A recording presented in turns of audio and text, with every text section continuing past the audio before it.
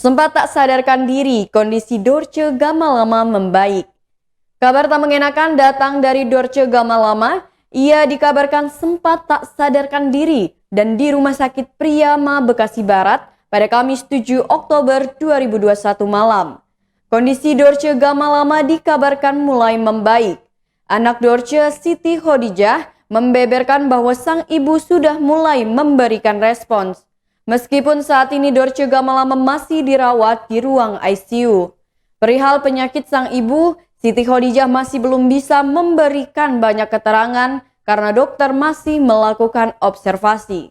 Namun, menurut Siti Khadijah, Dorce Gamalama memiliki riwayat penyakit diabetes.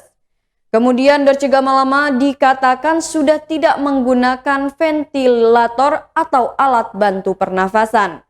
Sebaliknya masih diinfus dan menggunakan kateter. Sebelum tak sadarkan diri, Dorce Gamalama diketahui baru sehari pulang dari rumah sakit. Dorce Gamalama sempat dirawat di rumah sakit selama seminggu karena penyakit diabetesnya.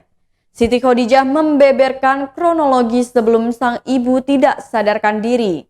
Dorce Gamalama disebut awalnya meminta dibuatkan makanan, tetapi saat mengaku mengantuk dan tidur, ketika dibangunkan tidak ada respon dari sang ibu. Oleh karenanya Siti Khadijah langsung menghubungi dokter yang sebelumnya menangani ibunya.